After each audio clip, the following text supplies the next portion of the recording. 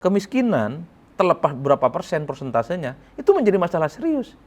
Bagaimana kita mau menjadi negara yang terlepas dari kutukan middle income trap? Ya. Kalau adik-adik kita mahasiswa aja mau bayar UKT mahal, kalau ada orang mau ke puskesmas gara-gara pakai BPJS misalnya ditolak, tapi banyak juga di obrolan warung kopi, ini kabinet tim sukses.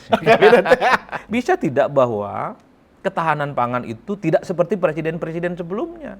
Hanya narasi, hanya wacana, tapi tidak ada keberpihakan secara serius.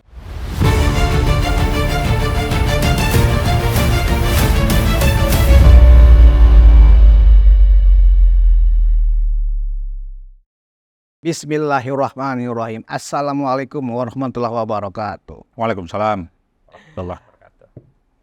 Penonton Unpacking Indonesia dimanapun Anda berada, bersama saya kembali Budi Smarufliang. Kita dalam ruang konsensus. Dan masih hangat hari ini Kabinet Merah Putih sedang ada di Magelang, sedang melakukan retreat ya, judulnya retreat. Mereka mungkin sedang baris berbaris atau apa, kita tunggu hasilnya selama 3 hari sampai hari Minggu. Nah, untuk mengulas itu saya sudah kedatangan pengamat politik yang paling kondang saat ini, Adi Prayitno dari Parameter. Selamat pagi Mas Adi. Pagi Bang. Iya. Mas Adi, kita langsung aja nih Mas, ada 2 hal yang Bentar, mau gaspol nih. Iya, langsung gaspol kita. Karena kan kabinetnya gaspol ini ya kan, walaupun ada gimmick-gimmick ya kan. Nah, pertama saya mau menanyakan ke Mas Adi tentang perlunya ya kabinet ini kemudian semacam diidolkan ya. Kita lihat dari dipanggil ke Kertanegara, audisi harus jalan kaki dulu, kemudian menyapa wartawan. Kemudian setelah itu ada pembekalan di Hambalang. Terakhir kemarin kita lihat dan hari ini sampai hari Minggu ada lagi pembekalan di Magelang ya kan. Dengan tujuan sebenarnya seperti yang disampaikan oleh Presiden Prabowo untuk membentuk tim building yang bagus, ya kan, menyamakan visi, membentuk chemistry dan seterusnya. Tapi apakah itu perlu kabinet idol seperti ini dibikin? Padahal kan yang dituntut oleh masyarakat adalah kerja. Karena tantangan saat ini lebih berat dari periode sebelumnya. Gimana Mas, menurut Mas Adi? Ya, saya kira ini soal bagaimana style dan selera kepemimpinan Prabowo Subianto sebagai presiden terpilih. Dan kita tahu bahwa latar belakang Prabowo ini adalah prajurit, tentara yang saya kira siapapun yang akan diangkat menjadi para pembantunya adalah mereka yang diharapkan tentu ke depan mewujudkan semua mimpi, program kerja dan misi Prabowo. Itu bukan orang yang salah. Oke. Jadi itu message politiknya di situ. Ada di rumahnya semacam audisi politik ya. Diperkenalkan satu persatu soal siapa kira-kira calon menteri, wakil menteri, ketua badan dan seterusnya. Di Hambalang juga begitu. Dan terakhir hari ini adalah di Magelang. Ini kan Prabowo ingin tunjukkan satu hal bahwa Prabowo ingin mempersiapkan satu teamwork yang solid, punya kesamaan chemistry dan visi misi yang sama, dan yang paling penting setelah bagaimana prosesi ini semua berlangsung, menteri ini tak ada lagi mereka itu punya kesulitan untuk menerjemahkan keinginan-keinginan Prabowo. Jadi di situ bagi saya ini penting. Kenapa penting? Karena memang selama ini menyatukan satu kepentingan politik dalam kabinet itu tidak gampang. Apalagi misalnya yang jadi menteri itu dalam banyak hal, person to personnya itu kan punya masalah psikologi politik. Betul. Misalnya kita tahu bahwa PKB dan PBNU selama ini kan saling berhadap-hadapan. Ada kader PBNU, ada kader PKB yang ada menteri di kabinetnya Prabowo. Kan orang kemudian meledek dan ini dianggap sebagai sebuah lelucon. Kira-kira kalau Gus Muhaimin sama Gus Ipul satu tenda di Magelang, kira-kira apa ini omongannya? Termasuk juga Erlangga dengan Bahlil. Bahlil. Kan itu kan sederhana orang. Ataupun bahkan sesama kader PKB. Karding itu kan diposisikan sebagai orang yang selama ini dianggap agak berjarak dengan Muhaimin Iskandar. Jadi yang seperti ini menjadi penting dalam konteks bagaimana Prabowo ingin menyatukan bahwa sekeras apapun persaingan politik, entah itu di internal partai, entah antara internal partai dengan kalangan seperti mungkin kalangan profesional dan yang lainnya. Tak ada lagi cerita dan segmentasi yang kemudian harus saling berkonfrontasi. Mereka harus tegak lurus per hari ini dan 5 tahun yang akan datang. Menteri, wakil menteri dan kepala badan adalah para pembantunya Prabowo, Subianto, dan Gibran. Udah selesai.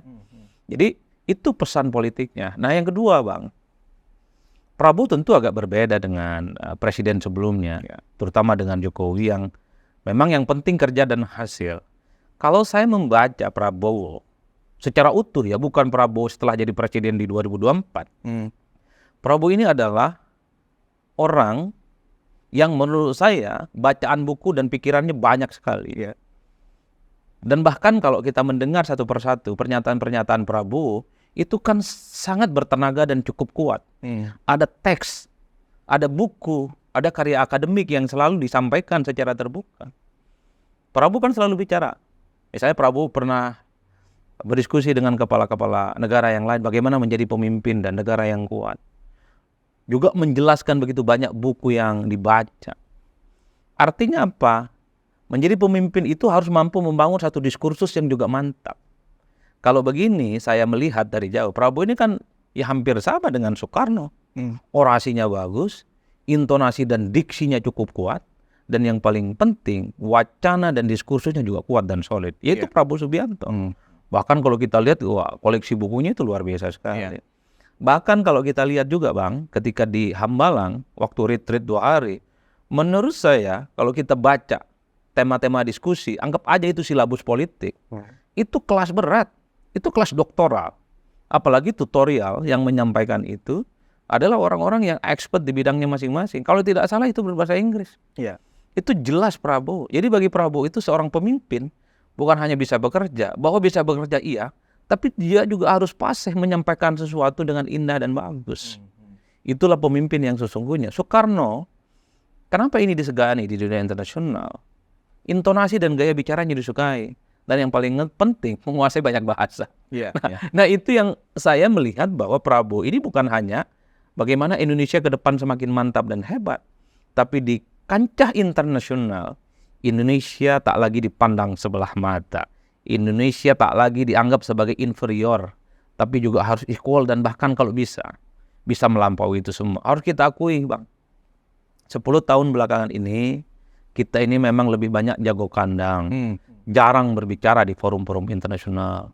Jarang sekali peran-peran politik kita di internasional yang diperankan langsung oleh presiden.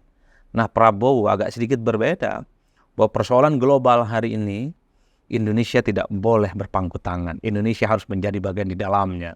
Itu yang sepertinya Prabowo ketika melakukan idol kepada para menterinya, Prabowo ingin pastikan bahwa Prabowo tidak salah cari menteri untuk mensupport keinginan, visi misi dan gagasan besar supaya itu diterjemahkan setuntas-tuntasnya dan secepat-cepatnya dan sejelas-jelasnya. Itu Prabowo Subianto. Nah yang ketiga, 2 pidato Prabowo yang bisa kita akses secara langsung saat pelantikan dan saat rapat kabinet.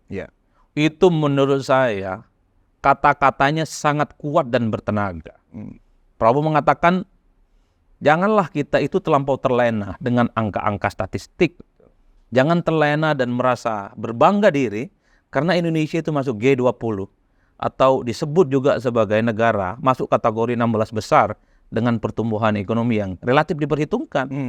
Tapi kata Prabowo, ingatlah bahwa persoalan kemiskinan, keterbelakangan, soal stunting, dan persoalan-persoalan serius di negara ini masih kuat dirasakan oleh rakyat. Itu message-nya jelas. Bahwa ada approval rating, bahwa banyak yang apresiasi, iya, itu sebagai bekal. Tapi jangan berpuas diri. Nah, itu menurut saya keren. Jadi menteri itu harus melihat kemiskinan, terlepas berapa persen persentasenya, itu menjadi masalah serius. Bagaimana kita mau menjadi negara yang terlepas dari kutukan middle income trap? Kalau adik-adik kita mahasiswa aja mau bayar UKT mahal, kalau ada orang mau ke puskesmas gara-gara pakai BPJS misalnya ditolak. Bagaimana kemudian kita ingin bicara Indonesia akan menjadi Indonesia emas 2045. Kalau anak-anak sekolah itu putus karena gara-gara nggak punya uang di sekolah. Kan itu yang sebenarnya trigger pertama. Nah, tapi dalam rapat kabinet, Prabowo kan mengatakan, jadi birokrasi-birokrasi yang aneh-aneh, yang lambat, harus segera diberikan kewenangan untuk dipecat, untuk diberhentikan. Dan para staf, para pembantu, bahkan mungkin para menterinya yang tidak bisa bekerja, laporkan mau diberhentikan. Cocok barang Bang.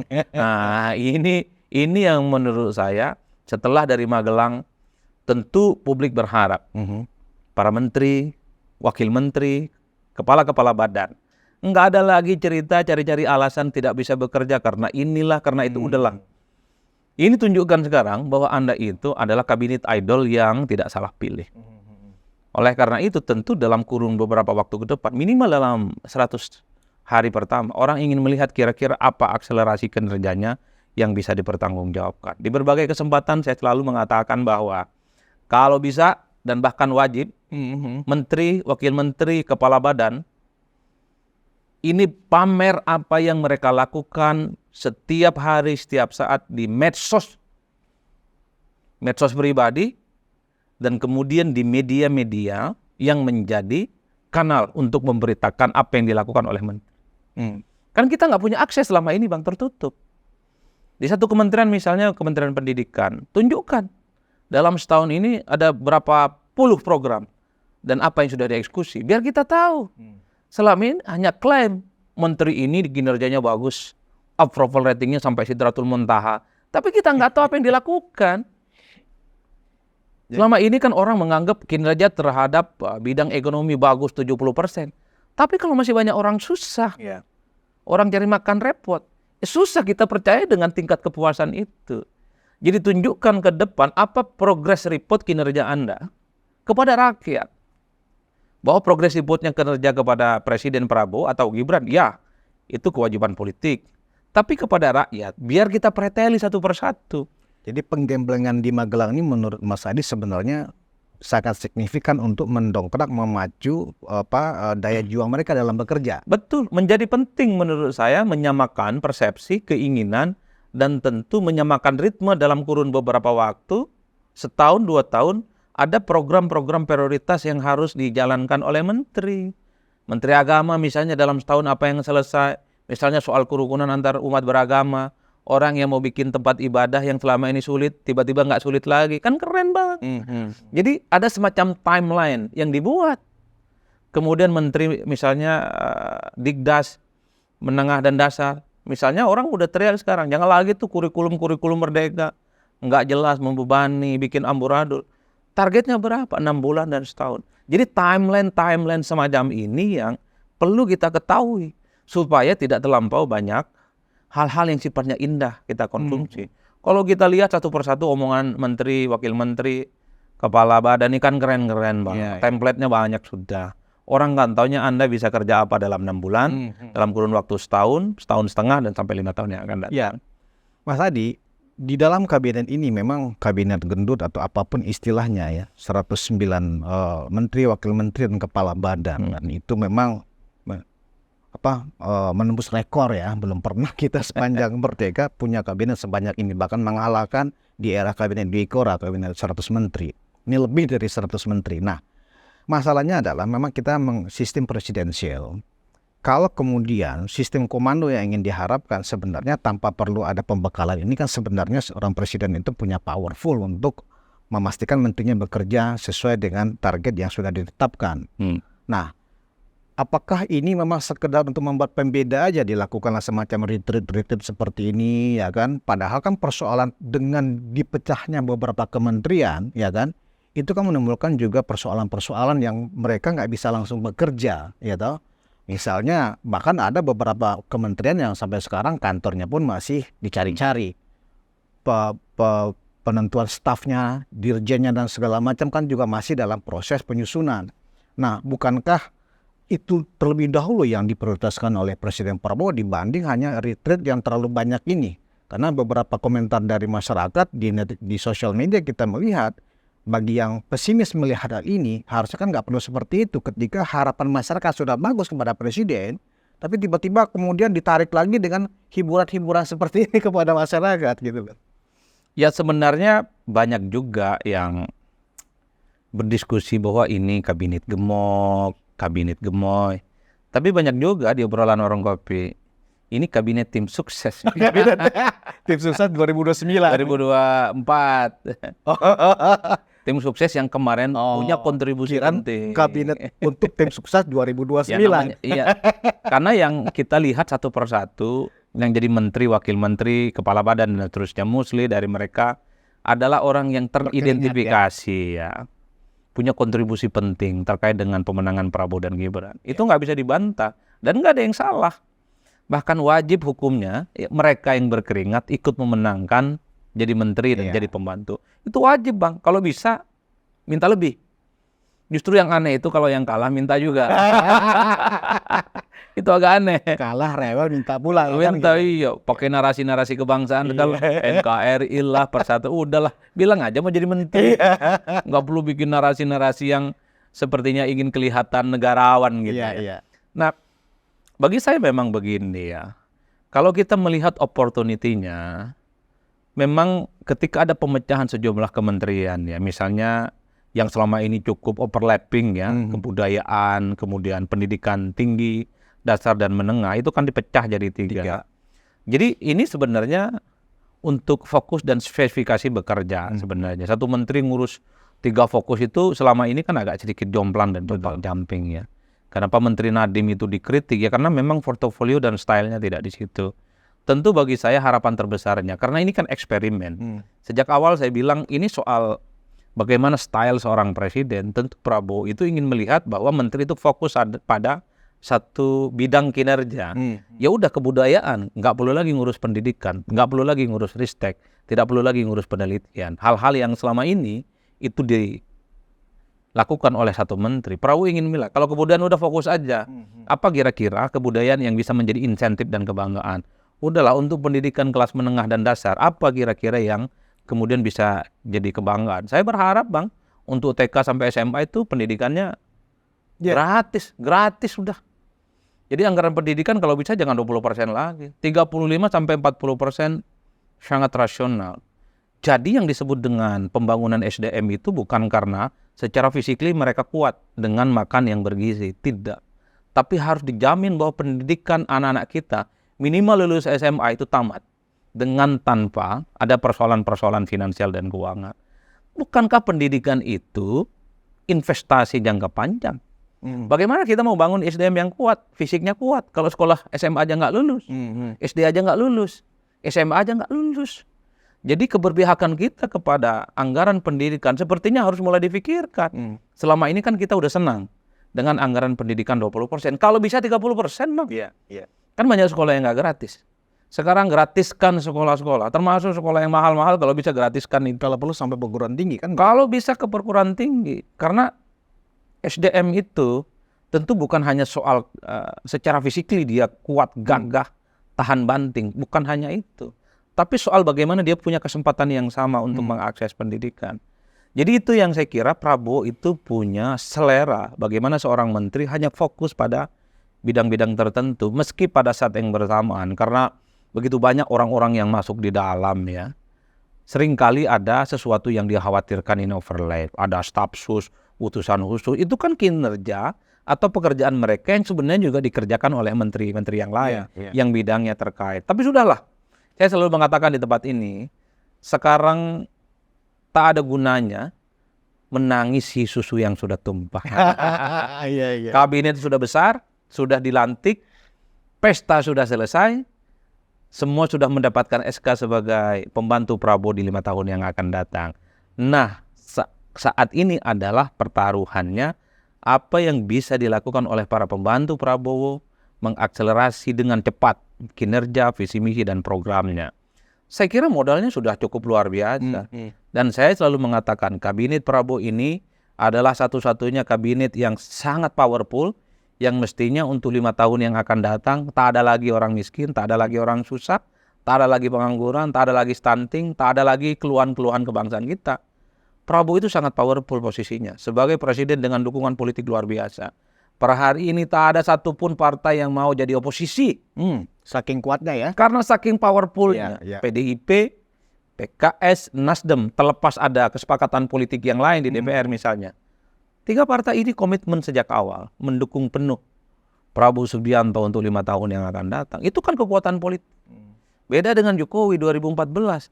Jokowi itu kan presiden minority, terpilih jadi presiden tapi dukungan parlemennya sangat minoritas. Prabowo tidak. Jadi presiden dukungan parlemennya kuat, dukungan partainya kuat. pergaulan politik Prabowo cukup kuat karena dimulai sejak 2004. Agak berbeda dengan Jokowi. Karena saat itu Jokowi kan tiba-tiba lompat dari Solo ke Jakarta 2 tahun, tiba-tiba jadi presiden. Iya. Pergaulan politiknya tidak sekuat Prabowo. Prabowo kuat. Itu bekal pertama, Bang. Yang kedua, dari segi portofolio menteri, harus diakui. Ini menteri-menteri bukan hanya idol, tapi ini adalah menteri yang terbaik yang disodorkan oleh bidangnya masing-masing. Kalau kita cek satu persatu, menteri dari partai adalah mereka yang selama ini cukup diandalkan. Ketua umum partai, sekjen partai, wakil ketua umum, siapa lagi? Dan elit-elit kunci. Itu artinya menteri dari partai ini adalah the best. Itu yang saya bilang. Kalau menteri dari partai ini the best di partainya, nggak ada cerita mereka nggak bisa bekerja. Betul. Ketika jadi menteri. Nah itu kalangan partai. Dari kalangan ormas-ormas besar. Ya. Profesional nanti dulu. Ormas-ormas besar, Bay. 2 sekjen ormas besar. Ada di dalam. Ada di dalam. Abdul Muti dengan Gus Ipul. Orang top. Orang nggak bisa membantah. 2 orang ini adalah orang top. Kalangan profesional apalagi. Ada Sri Mulyani, ada Erick Thohir, ada Menkes yang terbukti kinerjanya. Ini barang lengkap, Bang. Lengkap barang. 3 kekuatan besar yang dimiliki oleh Prabowo Subianto. Bisa dianggap sebagai ini the dream team ya. Bukan hanya the dream team. Ini mirip-mirip tim sepak bola di masa kejayaannya Barcelona tahun 2000. Ini total football nih, Bang. Jadi semua penjuru mata angin ini kuat ini, backnya kuat, pemain tengahnya kuat, dan yang paling penting ada Messi di situ yang suka bikin gol kan. Nah, ini yang saya kira menjadi penebal bahwa sebenarnya persoalan-persoalan kebangsaan kita yang kita sebutkan satu persatu nggak ada cerita, nggak tuntas, Bang. Nah, misalnya kita satu persatu contoh ya. Prabowo itu kan ingin ada ketahanan pangan. Betul. Kalau tidak salah, ketahanan pangan ini kan sejak 2004 sering kita dengar. Swasembada pangan malah. Iya. Swasembada pangan, swasembada energi ya kan. Betul. Nah, tapi itu kan tidak pernah terjadi, Bang. Kita selama ini cukup bangga disebut sebagai negara agraris. Karena memang masyarakat kita secara mayoritas di sektor pertanian, disitulah mereka tempat bekerja. Nah, ini yang saya kira menjadi tantangan pemerintahan ini. Bisa tidak bahwa ketahanan pangan itu tidak seperti presiden-presiden sebelumnya. Hanya narasi, hanya wacana, tapi tidak ada keberpihakan secara serius. Apa sih yang menjadi problem petani kita selama ini? Saya kebetulan petani, Bang. Saya kelas 2 SD, sudah jadi petani saya. Saya orang Madura. Petani tembakau saya paseh sekali, Bang. Padi saya paseh, jagung saya paseh, kedelai saya paseh. Apa penyakit petani yang selama ini dalam tanda kutip tidak maju dan tidak makmur? Biasanya nih, Bang, kalau mau bertani nih, pupuk itu menjadi masalah utama. Sekalinya ada, mahal, beli di rentenir. Dan keberpihakan itu nggak ada. Yang kedua apa? Irigasi. Tanah-tanah kering terjadi di mana-mana. Harus ada rekayasa supaya petani kita ini tidak terlampau mengharapkan pada hujan. Dan yang paling penting petani ini kalau dia panen, Bang, nggak ada yang bisa membantu menjual produk mereka itu dengan harga kompetitif. Adanya para petani ini menjual produknya dengan harga terjun bebas dan cungkir balik. Harga rendah dibeli oleh para tengkulak-tengkulak yang cari untung banyak. Misalnya musim padi, sekintal ini kan rata-rata 1 juta harganya, Bang. Tapi karena petani butuh uang, mereka nggak tahu bagaimana cara menjual dengan harga yang seimbang. 700-600 dijual sekintal itu, Bang. Udah rugi 400. Nah, di situ aja dulu. Di situ aja dulu mainnya, kan kira-kira begitu soal ketahanan pangan. Karena ketahanan pangan ini inline dengan makan bergizi gratis. Kan percuma juga, Bang, makan bergizi gratis, tapi suplainya impor.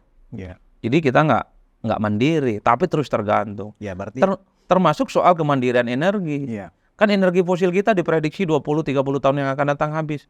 BBM kita yang dari fosil akan sangat berkurang. Nah, bisa tidak dalam 5 tahun ke depan ada upaya-upaya serius ya untuk merekayasa bagaimana kita tidak lagi tergantung pada energi fosil. Kita katanya negara kaya, ada biotermal, ada panas bumi, macam-macam lah. Nah, itu kekayaan kita yang menurut saya ini opportunity-nya bagi Prabowo dan Gibran dan seluruh menterinya Dua sektor ini kalau jadi prioritas dan terjadi, mantap betul. Dan Kan sederhana aja lah gitu. pembekalan ini adalah salah satu instrumen untuk melakukan akselerasi ya kan, yang dilakukan oleh Prabowo. Nah tadi Mas Adi membicarakan masalah output dari kabinet ini ya, masalah percepatan pengentasan kemiskinan, kita bagaimana bisa mencapai target swasembada pangan. Nah sebenarnya Mas Adi, problem birokrasi kita kan bukan dari banyaknya menteri, tapi adalah lambannya birokrasi, ya kan, di level dirjen ke bawah, kanwil dan seterusnya di provinsi-provinsi, ya kan. Nah, bagaimana seorang menteri, ya kan, bisa mentransformasikan lagi apa yang sudah didapatkan pembekalan ini kepada para dirjennya ke bawah untuk supaya birokrasi ini nggak jadi penyakit lagi. Kan juga dalam rapat perdana kemarin Presiden juga mengingatkan bahwa kita punya semacam culture, ya kan. Kalau bisa dipersulit, kenapa dipermudah? Itu kan sudah budaya birokrasi kita. Itu yang ingin dibongkar. Nah, apakah menteri-menteri ini ya kan mampu kemudian merubah kultur birokrasi kita yang lamban seperti itu dengan model-model retreat seperti ini, Mas Andi? Ya seharusnya bisa. Birokrasi itu kan tergantung kepalanya. Kalau menteri ini mau tegas dengan birokrasi, saya kira selesai. Udah ganti aja itu birokrat-birokrat yang nggak benar kok. Itu aja. Ini bukan soal kemampuan dan nggak kemampuan, Bang. Saya kira menteri dan pembantu menteri ini, staf-staf susnya, wakil menteri, punya kemampuan di atas segala-galanya kok. Mereka ini adalah orang terpilih. Persoalannya mau tidak ngurus yang kayak gitu. Saya khawatir nih menteri dan yang lainnya udah sibuk memoles untuk 2029, Bang. Udahlah kerja aja dulu, baru bicara 2029. Khawatir ya. Karena kecenderungan kemarin ini kan banyak sekali menteri-menteri di eranya Pak Jokowi sibuk dengan dirinya, memoles citra dirinya. Kinerjanya bagus, potensial maju jadi presiden wakil presiden. Udahlah, Belanda masih jauh. Kerja aja dulu. Persoalan birokrasi sederhana kok. Dan saya cukup yakin bahwa menteri, wakil menteri sudah tahu birokrasi yang lambat dan nggak lambat itu seperti apa. Mau tidak dieksekusi. Berarti keberanian. Problemnya seringkali birokrasi ini kan temannya, Pak. Orang-orang di dalam temannya, kadang juga titipan. Orang-orang partai, mungkin bukan orang partai dalam arti terafiliasi dengan partai tertentu. Ini sudah jadi rahasia umum kok. Berani tidak yang nindak-nindak kayak gitu. Jadi barangkali persoalan ini mungkin yang didiskusikan di Magelang barangkali oleh para menteri ini kan, bagaimana mengatasi banyaknya titipan-titipan ya kan, dari level dirjen, ada staf sus, tenaga ahli, kan itu tuh titipan-titipan seperti itu. Berani nggak kemudian Presiden Prabowo memerintahkan para menterinya tidak ada titipan, yang penting yang nggak bisa kerja langsung ganti. Apakah seperti itu mungkin arahan dari Presiden nanti? Menurut saya Prabowo sudah tegas di pidato kabinet pertama dan mungkin di Magelang juga disampaikan. Hal-hal yang mempersulit, hal-hal yang memperlambat, dan itu birokrasi, eksekusi. Dalam konteks ini hukum besi itu harus berlaku. Udah gebuk aja, Bang. Ini jadi penyakit kok selama ini. Iya. Hampir separuh persoalan kita ini kan persoalan birokrasi. Carut marut, tambun, geraknya nggak cepat. Kerjanya 7-9, masuk jam 7, jam 9 santai. Jam 12 sudah hilang. Iya, jam 12 sudah hilang, jam 4 mau pulang. Kayak sekolah kita dulu, Bang. Sekolah 7-9, masuk jam 7, pulang jam 9. Karena gurunya masih di kebon. Iya. Birokrasi kita kan kayak gitu. Ini bukan masalah mampu nggak mampu, berani nggak itu aja. Ya kan? Dan mau. Nah yang saya khawatir, nggak mau, Bang. Karena kanan kiri adalah teman, sahabat, para kolega, para sejawat, ada hubungan politik dan seterusnya. Nah tentu dengan kepemimpinan Pak Prabowo yang hari ini, rasa-rasanya menteri itu tidak perlu diulang. Bagaimana warning yang disampaikan oleh Prabowo. Saatnya mereka sudah menangkap yang lambat-lambat, yang tambun-tambun, nggak bisa bekerja cepat, eksekusi. Pakai hukum besi. Hukum besi. Berarti kalau begitu, para menteri harus segera menerjemahkan KPI di masing-masing instansi mereka. Ya, betul.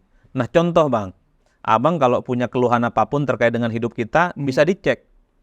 Misalnya PLN. Menurut saya PLN berapa tahun ini keren, Bang. Ya. Kalau lagi padam lampu, kita tinggal kita mention PLN di tempat kita ini padam. Langsung diminta data kita. Betul. Atau misalnya kita telepon 123. Langsung, Pak. 10 menit datang petugasnya, itu top. Kan selama ini agak sulit. Tapi Abang, kalau punya internet yang ada kaitannya dengan BPN, nggak perlu ditutup-tutupi. Lama. Iya.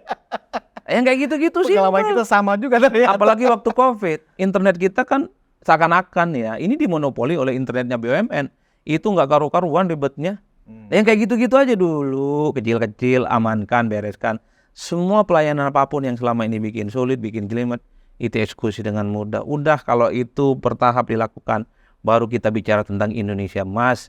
Bicara Indonesia itu keluar dari kutukan middle income trap, baru kemudian kita bicara tentang bagaimana Indonesia di kancah internasional. Urusan kayak gini aja nggak beres, Bang. Betul. Sesederhana itu saja. Jangan lagi ada trotoar untuk dagang misalnya.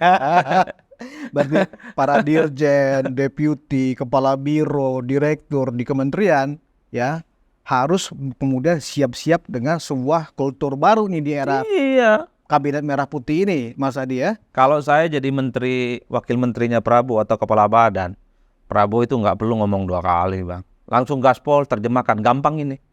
Pesen Prabowo sudah. Laporkan kalau ada birokrasi, ada staf yang nggak bisa bekerja, rumahkan atau berhentikan. Ini perintah, Bang. Prabowo ini adalah presiden. Setiap omongannya adalah titah dan peraturan. Dan itu yang menurut saya, ketika ada pembekalan-pembekalan mulai dari Hambalang, kemudian di Magelang, menteri ini sudah pengetahuannya menurut saya lengkap. Visi misinya sudah lengkap, chemistry-nya sudah lengkap. Masalah ketegasan ini sebenarnya sedang ditunggu nih presiden kita nih, dengan anggaplah walaupun itu kasus bisa kemudian didiskusikan atau dikonsensuskan, kasus misalnya Menteri Desa tertinggal Yandri Susanto gitu ya kan. Itu kan sebenarnya bukan masalah. Soalnya itu masalah serius sebenarnya ya kan gitu loh. Di awal-awal sudah seperti itu. Juga misalnya pernyataan Menteri HAM Natalius Pigai. Sebenarnya yang dibutuhkan oleh Prabowo kan menteri yang memecahkan masalah, bukan yang menimbulkan masalah.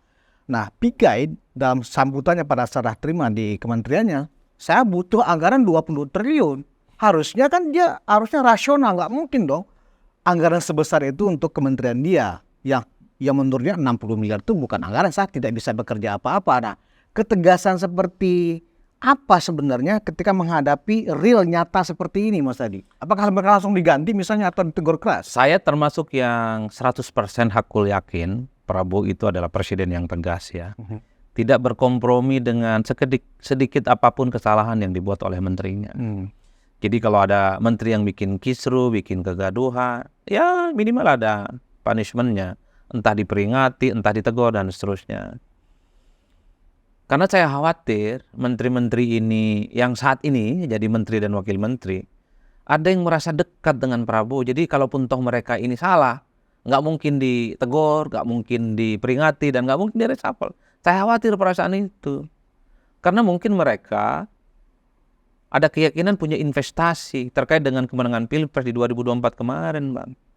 Nah, harapan itu cukup kuat. Jadi Prabowo itu jangan pernah berkompromi dengan para menterinya sekalipun pernah terlibat dalam memenangkan pertarungan di Pilpres. Kalau nggak beres ya ganti. Banyak kok negara ini, Bang. Kader-kader putra terbaik bangsa. Dari Sabang sampai Merauke. Dari Jakarta sampai Madura. Terbaik. Bisa dipilih untuk menggantikan mereka-mereka yang memang tidak bisa bekerja. Mas Ari ingin mengatakan jangan presiden tersandra oleh masalah hutang budi ya. Mungkin begitu ya maksudnya. Kalau memang nggak perform ganti saja. Karena biasanya kalau ada istilah presiden tersandra, biasanya presidennya itu mengidap triple minority, Bang. Triple minority? Iya, bukan ketua umum partai, pergaulan politiknya rendah, kan kira-kira begitu, parlemennya lemah. Prabowo nggak begitu. Tiga-tiganya malah Justru, ada semua ya kan? Iya, powernya itu cukup mayoritas. Ketua umum partai, pergaulan politiknya luar biasa, karena dibangun sejak lama, dan yang paling penting dukungan parlemennya cukup kuat. Jadi nggak ada kompromi lah bagi menteri, wakil menteri, kepala badan, utusan khusus, stafsus. Kalau nggak benar, ganti. Dan itu yang ditunggu oleh seluruh rakyat Indonesia. Karena per hari ini, keyakinan dan optimisme terkait dengan kepemimpinan Prabowo dan Gibran. Jadi kalau nyebut Prabowo harus ada Gibrannya sekarang. Karena dianggap statement yang mengadu domba. Saya sebenarnya mau masuk masalah Gibran itu setelah ini, Mas Adi. Kan? Artinya apa? Jadi Prabowo dan Gibran itu kan optimisme publiknya cukup biar biasa betul ya. Karena ini kan kabinet yang sangat rekonsiliatif. Dukungan politik datang dari mana? Jadi nggak ada cerita lagi sebenarnya bahwa kita ini tidak maju dan tidak tuntas ini persoalan. Udah itu aja. Jadi Apalagi yang mau didiskusikan? Ini barang bagus, Pak. meskipun awal-awalnya terkesan ini sebuah entertain politik bagi masyarakat, tetapi sebenarnya ini punya makna yang juga nggak boleh dianggap remeh ya, Mas Andi. Ya. Dan memang harus diakui setiap pembentukan kabinet itu pasti diawali ini kabinet akomodatif. Ini kabinet bagi-bagi kekuasaan. Ini kabinet yang hanya mendistribusikan kekuasaan bagi merata kepada tim sukses. Itu semua presiden mengalami itu. Pasti di awal. Bagi saya nggak ada soal. Ini kan diskursus terbuka. Yang paling penting adalah menteri yang sudah dilantik, wakil menteri yang sudah dilantik, kepala badan yang sudah dilantik, harus menjawab dengan kerja yang nyata. Bahwa mereka jadi menteri karena punya kontribusi terkait dengan penanganan PPS, ya nggak bisa dibantah. Tapi kalau kinerjanya mantap, bisa terukur, menyelesaikan semua persoalan. Saya kira omongan-omongan bahwa ini adalah kabinet gemuk, rekonsiliasi, bagi-bagi kuasa, hilang, Bang. Orang itu tak peduli. Mau 100 kabinet, 200 kabinet, tak peduli. Iya, yang penting hasil. Yang penting hasil. Bisa tidak kemiskinan itu betul-betul kurang? Kan selama ini katanya kemiskinan kita sudah 1 digit. Tinggal tunjukkan mana yang 1 digit itu. Jangan-jangan itu hanya angka dan klaim. Iya. Kita ingin tahu. Tunjukkan angka-angka kemiskinan itu bahwa itu berkurang. Karena banyak orang yang ngeluh nggak punya kerjaan sekarang, Bang. Bahkan kelas menengah udah mulai berkurang. Bukan menengah lagi, banyak ke bawah sekarang, Bang. Katanya pengangguran bisa dikikis. Tunjukkan mana yang dikikis itu. Bahkan kalau bisa sebut orang dan wilayahnya, biar kita juga melakukan penelitian. Itu yang disebut oleh Pak Prabowo. Kita jangan terlena dengan angka-angka. Jadi karena ini adalah sebuah tim yang hebat, tim yang solid, ya kan, dengan indikator-indikator yang sangat sophisticated, ya kan, tentu harapan masyarakat sangat tinggi. Tinggi, sebaliknya tinggi ini juga menjadi semacam bumerang manakala apa yang kita bicarakan ini ternyata tidak jalan semua, khususnya ada kemandekan di tengah nih ternyata misalnya. Mungkin misalnya kayak kasus PAN lah ya, Yandri ini kan dari PAN ya kan gitu loh. Ada problem seperti ini, walaupun sudah ditegur langsung tuh sama ketua umum PAN-nya oleh Zulhas, Yandri. Jangan sampai diulang kedua kalinya kan begitu ya, sudah ada teguran. Nah, kalau kasus-kasus begini, mungkin begini, Bang. Ini adalah sebagai salah satu contoh bagaimana birokrasi dengan menteri yang baru itu harus sinkron. Yakinkan bahwa birokrasi itu tidak menjerumuskan menterinya. Ya kalau birokrasi ini paham bahwa itu adalah nggak bagus, mestinya disampaikan dong ke menterinya. Pak Menteri, kalau acara keluarga begini jangan dikeluarkan, ini nggak bagus. Itu birokrasinya juga harus ikut tanggung jawab kok, Bang. Jadi Yandri itu wajar kalau ngomong saya baru, beradaptasi. Tapi kerennya Yandri itu langsung minta maaf. Nggak perlu denial ya, menolak dengan argumen aneh-aneh. Yandri itu menurut saya contoh yang baik. Oke, dia salah, tapi langsung minta maaf. Ini sebagai bentuk pembelajaran. Dan yang paling penting jangan diulangi. Tapi jangan lupa, Bang, kalau birokrasinya benar pasti diingatin menterinya. Artinya ini memang ada pelajaran dari sini. Ada pelajaran kepada menterinya, apa? ada ke birokrasinya juga. Betul. Kan begitu. Kan seringlah kita dengar menteri baru ini harus hati-hati dengan birokrasi. Pastikan birokrasinya itu menjadi support system yang juga kuat dan solid. Kalau birokrasinya nggak bisa diperintah aneh-aneh, nggak bisa menjadi reminder bagi menterinya, kalau ada sesuatu yang keliru, ya ganti, Bang. Ganti ke yang lain kok. Yang di bawahnya masih banyak orang yang mau berbangsa berbangsa dan bernegara, ya nggak? Iya. Kalau kayak kemarin ini kan betul kelihatan sepele. Kalau birokrasinya detail dan jeli, Pak mohon izin, kalau acara haul keluarga begini nggak boleh pakai kop kementerian. Itu birokrasi yang ngomong, Bang. Tapi birokrasinya dia banyak. Masalahnya kan ada semacam situasi di kalangan birokrat kita, unggah-ungguh, takut kalau menyampaikan itu nanti saya digeser dan seterusnya. Ya intinya hal-hal seperti itu kan yang masih membebani juga. Ya hati-hatilah menteri yang baru dengan birokrasi. Kalau birokrasi menjerumuskan ganti, Bang. Udah ganti. Dan gitu saja. Betul. Karena kan birokrasi biasanya kalau ganti rezim, birokrasi itu birokrasi lama, mental lama. Kadang tegak lurusnya dengan menteri yang lama. Yang kayak gitu-gitu harus mulai diidentifikasi sebagai sesuatu yang harus diseriusi. Karena terus terang memang persoalan birokrasi ini kan persoalan lama ya. Betul. Kuliahnya ada, penelitiannya banyak, tapi nggak berubah. Nggak berubah. Nah, kita berharap memang selama di Magelang ini 3 hari, Presiden dan juga mungkin Wakil Presiden ya kan memberikan semacam arahan-arahan, apakah itu berupa SOP kah misalnya ya kan, atau mekanisme kah, sehingga tidak ada semacam keraguan-raguan lagi untuk melakukan koordinasi dan sinkronisasi dalam mempercepat pekerjaan, kan begitu, Mas Adi? Ya, Kan banyak orang yang mengkritik ya soal model-model yang di Magelang. Oh ini komando lah, militeristik. ya. Gak usah jauh-jauh lah bang, mahasiswa kayak gitu semua kok. Acara-acara di puncak lah, kadang di gunung, kadang di hutan. Acaranya kayak gitu, baris berbaris, pagi-pagi bangun, push up, lari berapa putaran, kadang direndam air dingin untuk melatih ketahanan dan soliditas. Nggak usah dibesar-besarkan sih sebenarnya, bahwa itu dikritik ya, karena ini kan tidak terjadi para presiden sebelumnya. Bagi saya sekarang adalah setelah semua kontes audisi sampai idol-idol ini bang, udah selesai nih prosesnya, udah dipanggil Kertanegara, kemudian Hambalang, kemudian ini apa namanya yang Akmil ini ya, ini kan sangat Prabowo banget simboliknya, sangat dekat dan identik dengan Prabowo, itu yang saya sebut. Ini soal style dan selera kepemimpinan Prabowo. Jadi simbolik-simbolik yang dekat dengan Prabowo ini, mulai dari karir militer sampai tempat tinggalnya, menurut saya ingin ditularkan kepada menterinya itu. Inilah Prabowo yang sesungguhnya punya kecenderungan pemimpin seperti apa, pelatihannya, ada retreat berhari-hari, ada narasi-narasi kebangsaan yang besar. Ketika nanti pulang ke Jakarta, udah kerja. Siap bekerja. Udah bekerja. Jangan lagi banyak perintah-perintah yang nggak jelas. Nah, kan kira-kira begitu judulnya. Gaspol beneran ini ya kan. Nah itu yang ditunggu. Apa sih bang yang kurang? Mereka menteri terbaik. Ya. Nggak ada protes-protes di parlemen. Nggak ada protes parlemen sekarang. Anggaran terpenuhi. Apa sih? Presiden dan wakil presiden akur. Para menteri akur. Ya per hari ini ya. Per hari ini. Kan kita nggak tahu. Jadi proyeksi Mas Adi ini. Dan saya sengaja ngomong begini. Ini orang lagi pesta bang. Oh gitu. Jangan merusak pesta orang. Dan belum ada yang baru kita ukur. Nah kalau sudah 2 bulan, 3 bulan. Belum ngapa-ngapain. Nah, kita hadir di ruang ini lagi, kita akan bilang, mana janji kau?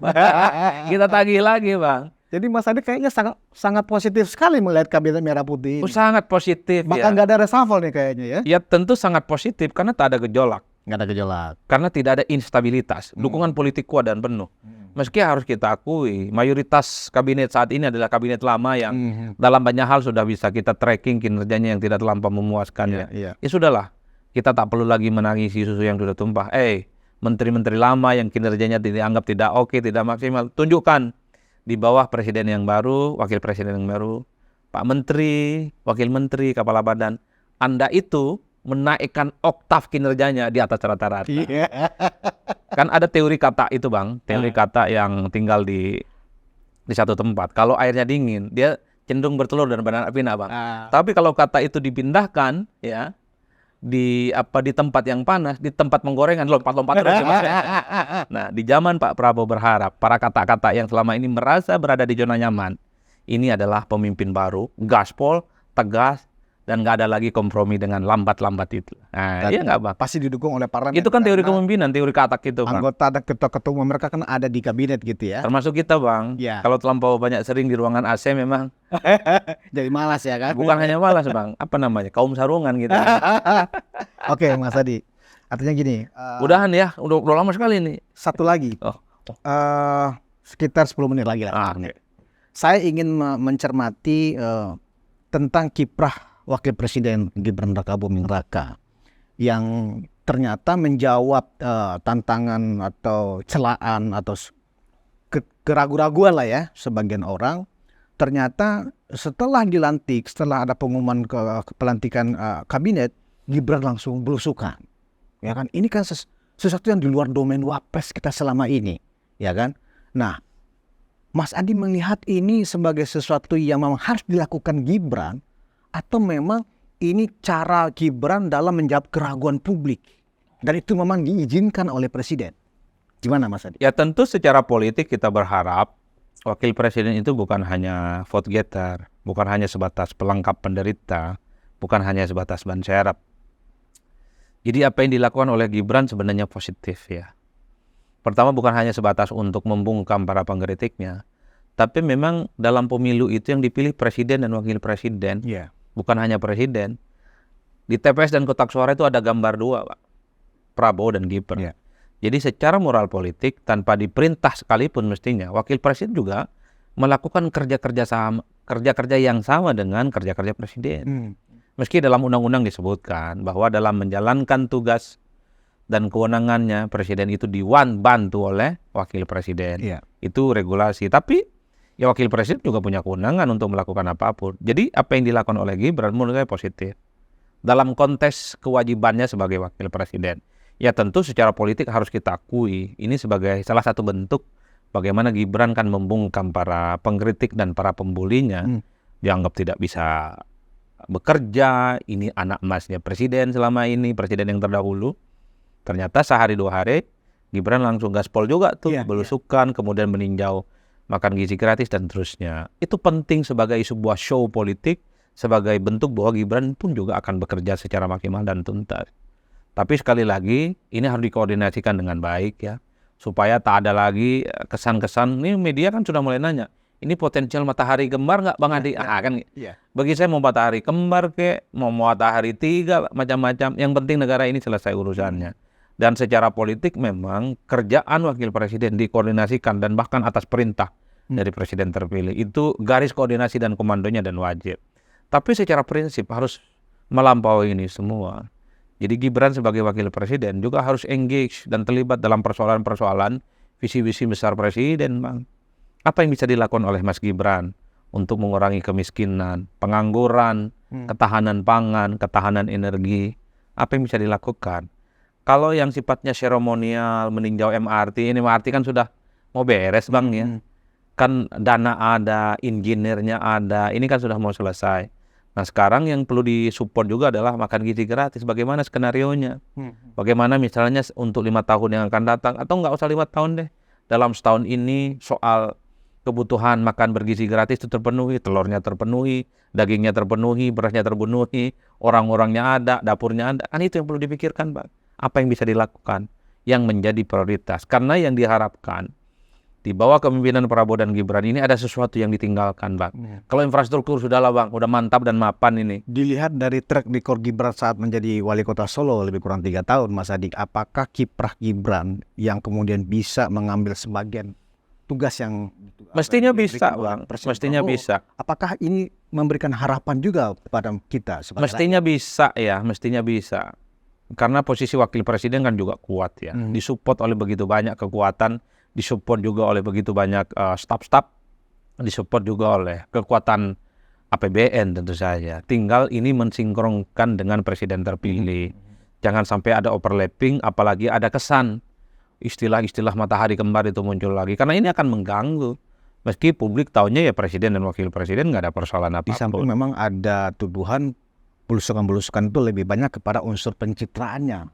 Iya, itu yang saya kira bahwa belusukan-belusukan gitu penting sebagai penegas rakyat itu dekat dengan pemimpin, dengan kepemimpinan di bawahnya atau dekat dengan rakyatnya. Itu penting Bang.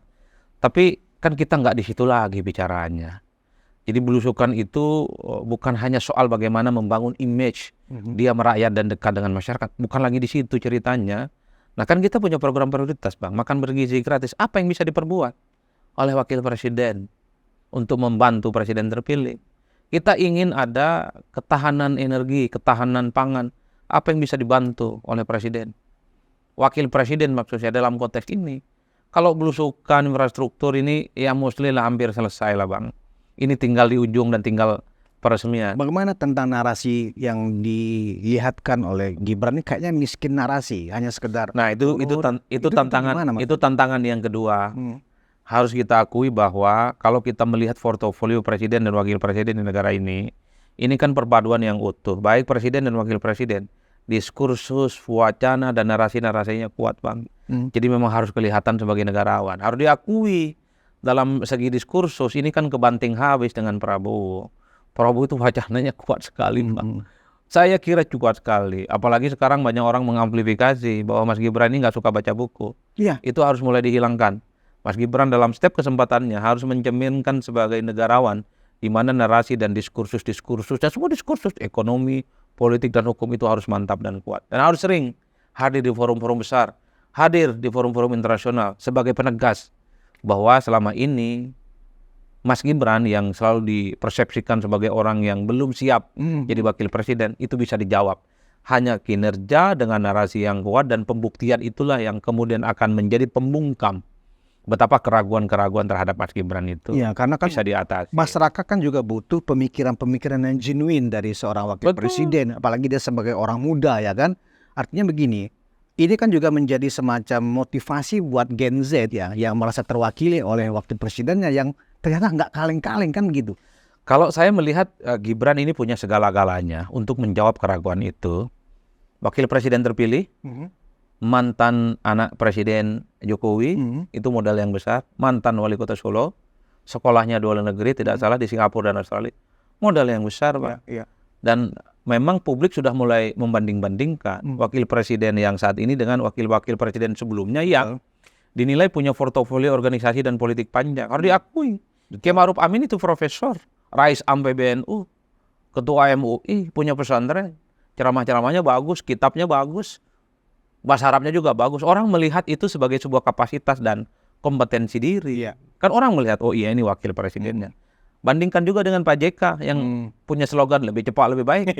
Bahkan Pak JK kan sering disebut sebagai presiden yang sesungguhnya. Kan? Dianggap lebih cepat dari presidennya. Kan orang membandingkan itu. Wajar kalau kemudian wakil presiden hari ini, Mas Gibran Rakabuming Raka, dilihat kira-kira seperti apa manuver-manuver politiknya.